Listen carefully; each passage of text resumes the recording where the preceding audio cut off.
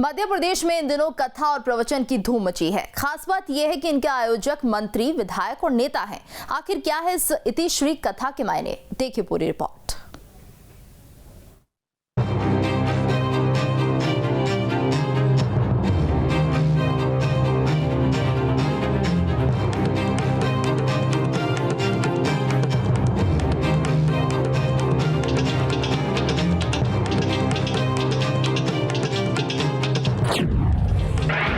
नेता बाबाओं से करा रहे हैं प्रवचन। 2023 में कथा से कम होगी टेंशन। मध्य प्रदेश के नेता इन दिनों कथा और प्रवचन कराने में व्यस्त हैं। जिधर देखिए उधर बड़े बड़े कथावाचकों का प्रवचन हो रहा है। जितना बड़ा कथावाचक उतनी ज्यादा भीड़ जुट रही है। कार्यक्रम में हजारों की भीड़ जुटे, इसके लिए नामी कथावाचकों को बुलाया जा रहा है। भले ही इसके लिए करोड़ों रुपए क्यों ना खर्च हो। कोई जया किशोरी को बुलाकर कथा करा रहा है, तो कोई प्रदीप मिश्रा को बुला रहा है, तो कोई कमल किशोर नागर से प्रवचन करा रहा है, तो कोई पंडित धीरेन्द्र कृष्ण शास्त्री बागेश्वर धाम सरकार को बुलाकर भक्ति की गंगा बहा रहा है। मतलब जिधर देखिए उधर नेता, विधायक और मंत्री जनता के साथ जमीन पर बैठकर भजन पर झूमते दिख रहे हैं। कई तो ऐसे भी हैं जो मंच पर ही भक्ति में लीन डांस करते भी दिख रहे हैं। नेताओं की नजर में ये उनकी भक्ति और आस्था है, लेकिन सियासी गलियारों में ये नेताओं की कथा नीति है, जिससे 2023 के लिए जमीन तैयार हो रही है। भारतीय जनता पार्टी और कांग्रेस के धार्मिक आयोजन में बड़ा फर्क है।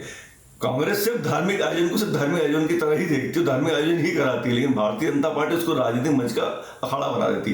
भारतीय जनता पार्टी हमेशा धार्मिक आयोजनों में अपनी वोट कमाने की राजनीति देखती है और धार्मिक मंच से अपनी राजनीतिक मंच चलाती है। भारतीय जनता पार्टी सीधा प्रयास रहता है कुल मिला के उस धर्म के जो नेता बैठे हैं, जो धर्म के संत हैं, उनके माध्यम से ऐसा कुछ कहलवाया ताकि उनकी पार्टी को ज्यादा से ज्यादा वोट पड़े। हम न तो सॉफ्ट हिंदुत्व समझते हैं न हार्ड हिंदुत्व समझते हैं।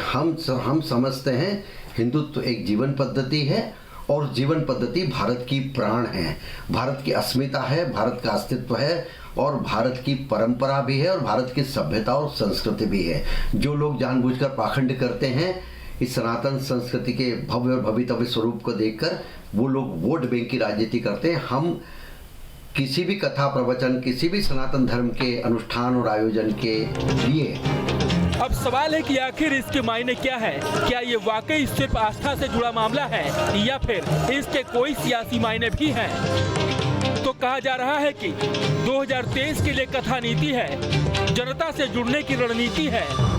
कथा में भंडारे हो रहे हैं, भंडारे में हजारों लोग आ रहे हैं। इससे नेताओं का नाम हो रहा है। जो काम घूमकर नहीं हो सकता वो कथा में बैठे बैठे हो जा रहा है।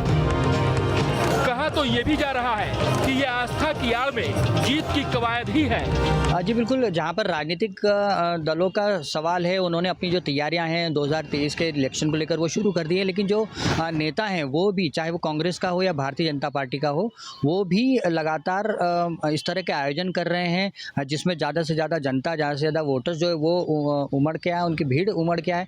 कहीं ना कहीं ये पूरी जो आयोजन है इसको हम 2023 के इलेक्शन से जोड़कर देख सकते हैं। अब आपको बताते हैं किसने किसकी कथा कराई। तो मंत्री भूपेंद्र सिंह ने खुरई में भागवत कथा का आयोजन कराया था। इसमें संत कमल किशोर नागर को बुलाया गया। इस मौके पर कई साधु संत भी मौजूद रहे। इसी तरह तुलसी सिलावट ने सांवेर में कथा कराया। इसमें राजेंद्र दास महाराज को बुलाया गया, जिसमें हजारों लोग मौजूद रहे। ठीक इसी तरह मंत्री गोपाल भार्गव ने गढ़ा कोटा कथा का आयोजन करवाया, जिसमें डॉक्टर राजेंद्र दास देवाचार्य को बुलाया गया। तो वहीं मंत्री कमल पटेल ने हरदा में कथा का आयोजन कराया, जहां जया किशोरी ने प्रवचन किया। इसमें कई बड़े नेता भी शामिल हुए। कथा के आयोजन में क्या पक्ष क्या विपक्ष सब रेस में लगे हैं। पक्ष हो या विपक्ष, दोनों ही इस वक्त अपने अपने विधानसभा क्षेत्र में, दोनों ही पार्टी के नेता हो या विधायक, बड़े बड़े संत महात्माओं के कथा प्रवचन कराते हुए नजर आ रहे हैं। वजह भी साफ है, 2023 में विधानसभा चुनाव होना है और इसके पहले दोनों ही पार्टियों में आरोप प्रत्यारोप का दौर भी शुरू हो चुका है। जहाँ एक तरफ भारतीय जनता पार्टी कह रही है कि हिंदुत्व की याद कांग्रेस को तब आती है जब चुनाव नजदीक होता है, और वहीं दूसरी तरफ कांग्रेस का कहना है कि हिंदुत्व की बात भारतीय जनता पार्टी को तब याद आती है जब चुनाव नजदीक होता है। दोनों ही पार्टी कह रहे हैं कि जब चुनाव नजदीक होता है, दोनों ही पार्टियों के एक दूसरे पर आरोप है कि हिंदुत्व की बात नजर आती है। लेकिन कहीं ना कहीं से ये कहा जा सकता है, जिस तरीके से कांग्रेस विधायक जीतू पटवारी और संजय शुक्ला ने इंदौर में एक बड़ा आयोजन किया, ये साफ दिख रहा है कि कहीं ना कहीं से कांग्रेस पार्टी भी सॉफ्ट हिंदुत्व की राह पर चलती हुई नजर आ रही है। देखने वाली बात होगी 2023 में विधानसभा चुनाव होना है, क्या आखिर इन संत महात्माओं की, इन कथावाचक की कथा क्या वाकई में इन्हें इनके वोट्स को तब्दील करने में काम आती है। Mithilesh Gupta, team news state. तो खबर तो ये है कि हर कथावाचक के अपने फॉलोअर्स भी हैं, हजारों की संख्या में उनके भक्त हैं। बाबाओं के आने से भक्तों की भीड़ होती है और इससे नेताओं को कनेक्ट होने का मौका मिल रहा है।